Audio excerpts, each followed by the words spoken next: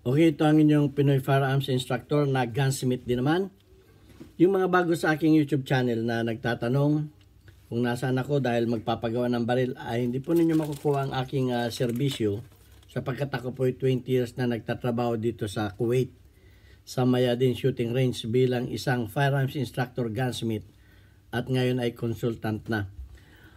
Okay, at wag din kayo magtatanong kung may ipinagbibili ako. Hindi po tayo nagbibinta.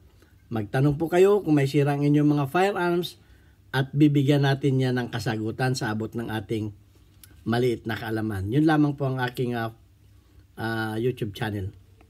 So ayan, at bago ako bumati sa lahat ay gusto ko munang basahin ang kahilingan ni Boy Omay. Sabi niya, Sir, gawa kayo ng video.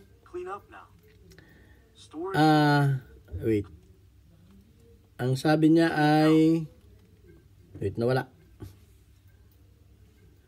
Ang sabi niya, Sir, gawa mo ko video yung 45.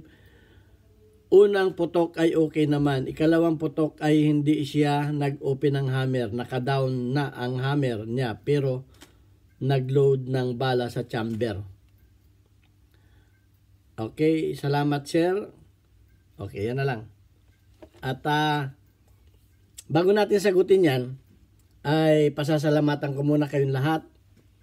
Lalo tigit sa ating mga OFW, sa mampanig kayo ng mundo, mag-ingat tayo. Ingatan natin na malayo sa mga disgrasya, sa mga aksidente. Mahirap na at huwag tayong magkasakit. Walang mag-alaga sa atin. Ayan, at do sa 34,265 plus na mga subscriber ko. Maraming salamat sa inyo sa magagandang comment ninyo at patuloy lang tayo sa pagsagot ng inyong mga katanungan. Hanggang may nagtatanong, tayo ay sasagot. Pag wala nang nagtatanong, hihinto ng ating YouTube channel. Ayan, at maraming salamat din sa mga silent viewers, lalo tigit do sa mga nanonood na hindi nag-skip ng ads. Tayo po isang charity vlogger. Naisip ko na yung ating kinikita dito sa YouTube ay itulong sa ating 6 na mga estudyante na anak ng mga single parent. Ayan, at malaking bagay din naman ang inyong hindi pag-skip ng ads. At yung mga gustong tumulong ay nandyan ang ating GCash number, si JC Alfonso Official. Yan, suportahan natin. Nagtatanong siya ng ating GCash number. Ayan, diyan kayo magpadala ng para sa ating mga beneficiaries sapagkat magpapasok na, bibili na tayo ng mga school supplies. 6 po sila. Okay, at hindi naman sapat yung kinikita ko dito sa YouTube. Kumita lang tayo noong nakaraang buwan ng $5,000. $100. So, walang problema sapagkat tayo naman ay may mga ginagawang sideline dito na pang-ayuda natin. Isa pa, yun namang aking mga anak ay graduate na. Hindi na tayo nagpapaaral at yung kinikita ko dito ay sobra-sobra namang sapat sa ating pamilya. Kaya it's time naman na tumulong tayo sa iba. Napakasarap po ng tumulong. Okay, at maraming salamat kay Alfredo Isidro, isa nating supporter or disipay ng Las Piñas, at kay Architect Arnela Salvador, yung kaibigan ko dito sa Kuwait na tumutulong din sa ating mga beneficiaries. Again din kay Boy Umay. Yan, kaya hindi ko mapahindihan yung request niya ngayon. Jubel Platoon. Yan. At yan ang ating mga supporter na walang sawang tumutulong sa ating mga beneficiaries. At maraming salamat sa mga tumulong na hindi naman nagpakilala. Please pakilala kayo. Pasasalamatan ko kayo. Hindi ko kayo pagsawang pasalamatan every vlog. Kaya pasensya na dun sa iba. Siyempre, tumatanaw tayo ng utang na loob. At dun sa mga gusto pang tumulong, ayan po ang GCash number natin. Maraming salamat sa inyo. Ayan, actually, Unfortunate yung ating 1911 dito ay kinuha na. Wala tayong 1911 dito. Pero i-discuss ko na lang sa inyo kung ano ang dapat ninyong gawin. Kung bakit pag pumutok yung inyong mga 1911, ang kasunod ay hammer down na. Hindi na siya na mag-cock. So, magiging tika-tika na ito. Magiging parang ikakakuli natin siya.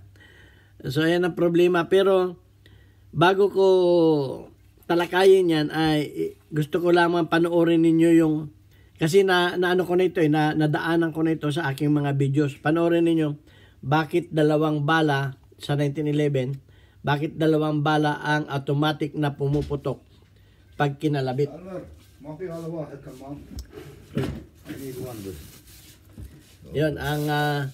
Yun ang panoorin ninyo sapagkat makaka-relate kayo dito. Yun ay isa rin ang yun din ang problema niyan.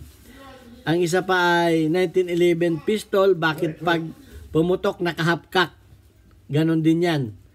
Bakit naka-half-cock o naka-down? Yan, panoorin ninyo yan. At malilinawan ninyo ang please close the door, my friend. Malilinawan ninyo kung bakit. Yan na rin yan, panoorin ninyo. Pero lilinawin ko rin muli sa inyo. Isa pang panoorin ninyo ay pistol, trigger jab, trigger pull tune up.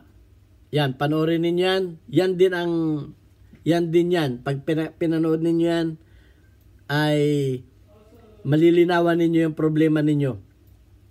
Kasi minsan wala sa title yung problema, wala sa title. Panoorin ninyo yan. Isa pa ninyong panoorin ay nasa kondisyon ba ang 1911 pistol mo. Yan, panoorin ninyo yan. 4 na videos na yan at malilinawan kayo. So, ganito yan. Ang problema lang yan ay itong lip spring. Tawag ay fork spring, sear spring. Kasi itong spring na ito ay 3 ang dinadala nito. Yung isa dito naputol. Yan o, kaya ito pinalitan na putol. Kasi nag-tune up, hindi naman marunong. Yan, naputol nila. Ingat kayo sa pag-tune up nito. Ginagamitan nito ng Ginagamitan nito ng, nito. Tuturo kasi inyo pag nito. Paggagawa. So, ito ay para sa safety grip. Ito ay nakabaluktot patras dito. Ito tumutukod sa safety grip, kaya yung safety grip ay naglalaro. Okay, importante ito. Ito ay naka-bend ito paatras, papunta sa safety grip. Ito yung nagtutulak sa safety grip para nagano. Ngayon, bakit doon sa katanungan ay yung iba gustong palambutin yung trigger pull? Kasi itong dalawa na ito yung sa disconnector, yung nasa gitna, disconnector. Ito yung nagtutulak sa disconnector at ito naman yung nagtutulak sa sear. Okay, ngayon, papalambutin yung trigger. Ang gagawin, kasi ito yung nakatulak ito dun sa magazine ring. Yung magazine ring, yung konektado yun sa trigger, yun yung nagtutulak dito. Okay, nagtutulak dito yun. Pagka ito ay sobrang nakatulak, medyo matigas yung trigger. Kasi nga tinutulak ito nagtutulak ito sa trigger eh. Nandito yung magazine ring eh. Itong dalawa na to. So, ang gagawin, kukuha ng long nose o pliers, i-atras ito. Kikilim pa atras para hindi para lumambot, para lumambot. Tama naman yun. Nakakalambot talaga yun. Ang problema, pag sumubra. Pag sumubra yan, ayan na, yun doon na lalabas ang problema. Pag sumubra, bakit kanyo? Itong nasa gitna na ito, ang itinutulak nito ay disconnector. So, pag ito ay itinulak ninyo at hindi na maitulak niya yung disconnector ay yun yung plunger na nakalabas dito. Wala tayong 1911, sorry. Yun yung disconnector na nakalabas dito. Yung may plunger dito na pagka inano ko na yan, in-explain ko na yan, panoorin ninyo. Pagka inano ninyo, halimbawa, sundutin ninyo, yun ay lumalaban. Pag sinutin nyo, lulubog. Pag inalis ninyo panundot, tataas ulit yun. Yun ay normal na ganun. Pero pag yan ay sinusundot ninyo at halos hindi na siya makataas, yun, ang problema nun, itong nasa gitna, ay bahagya ng itulak. Bahagya na niyang itulak yung disconnector. Kasi ito yung nagpapataas sa disconnector. Pag umatras yung disconnector, yan ay magre-reset. Itutulak niya pag dumaan yung slide, actually pag dumaan yung slide, itutulak niya itong disconnector. So, pag mahina na to, hindi siya magre-reset. Ang mangyayari, mag-hammer down pag hindi nag-reset. Kasi naka-trigger pull ka. Pag pumutok, magre-reset yun. Dapat yun, tataas siya. Tataas ulit yung disconnector. Ang isa pa, ito naman yung shear. Yung shear naman, ang tinutulak niya yung shear para yung shear naman ay bumalik at pagdaan ng hammer, ganito kasi yan mapansin niyo. Ito yung hammer, ito yung shear. Ito yung hammer. Ngayon, itong spring na to, itong pinakamataas, ito yung nagtutulak sa shear. Yung shear parang half moon yan Parang half moon. Makikita ninyo yan doon sa aking mga videos.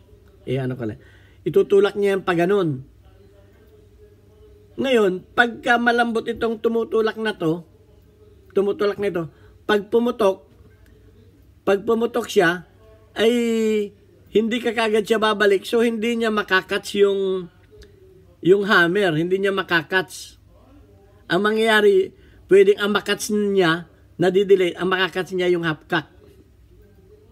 Pero yung full cock, hindi niya makakats. Kasi nga, yung nagtutulak dito para gumanon siya, kasi itinutulak nito yan may pin dito yan. Parang ganito na yun. Itinutulak yan dito ng spring para siya gumanon. Para pagputok, pag pumutok, pag kinalabit ninyo, gaganon yung shear, magdi-disconnect yung hammer, papalo, puputok. Ngayon, dapat, pag atras ng hammer, dapat bumalik ito. Bumalik yung shear. Ay, mahina yung nagtutulak dito. Which is ito. Mahina yung nagtutulak. So, nadidelay siya. Ang nangyayari, ang nakakats niya, na lumalampas, hindi niya nakakats. So, anong dapat ninyo gawin? Ito Dapat ito ninyong i-ano sa forward. I-ano ninyo yan.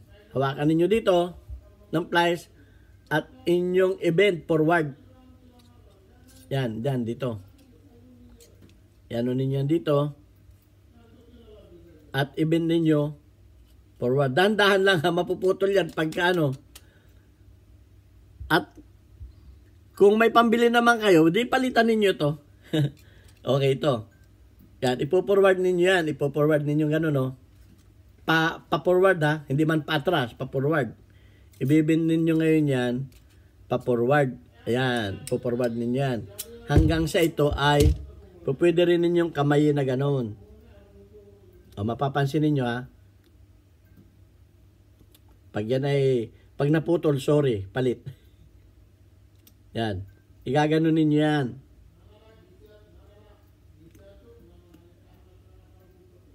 Yan, kita ninyo, pumorward na siya. Hanggang sa ma-tune up. Tune up nga ang tawag dito Yan, papakita ko lang sa inyo. Yan. Ganon din ito. Ganon din itong nasa gitna.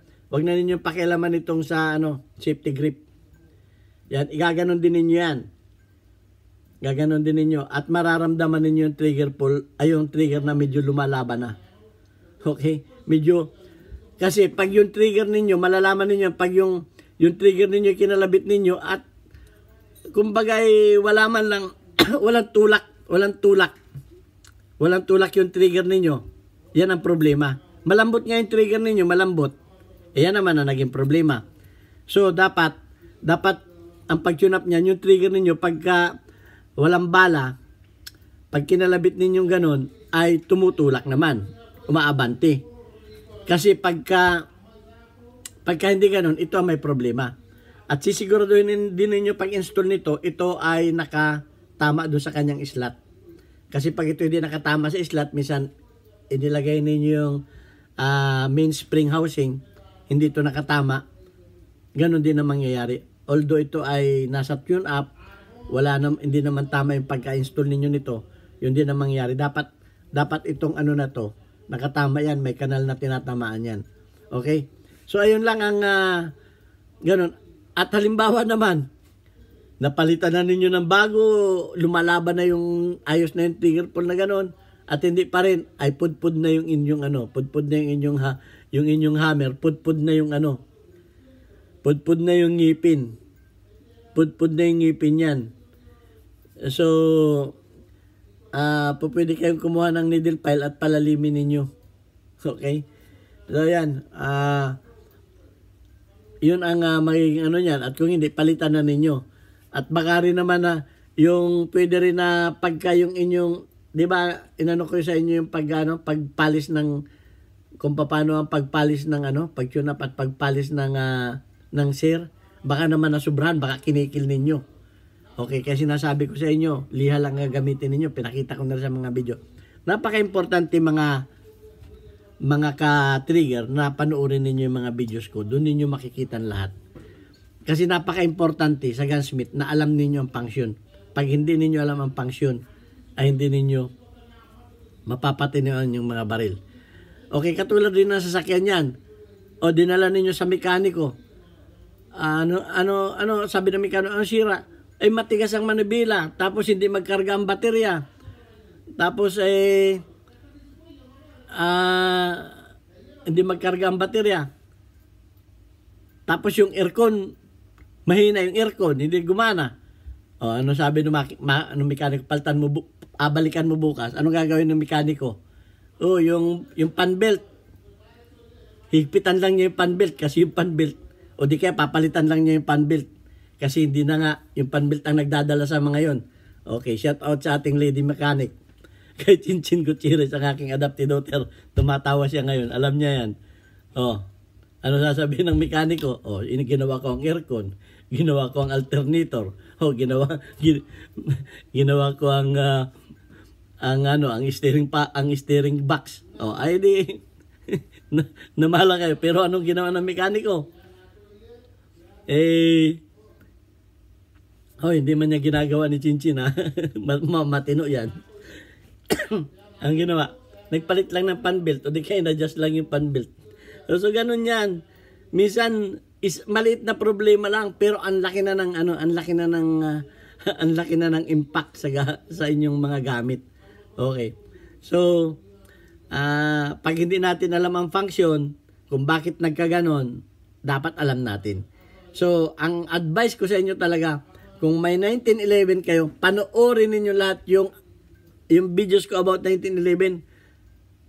Believe you, gunsmith na kayo. Maaring mas magaling pa kayo sa akin. Bakit? Yung alam niyo hindi ko alam, pero yung alam ko na ibigay ko na sa inyo.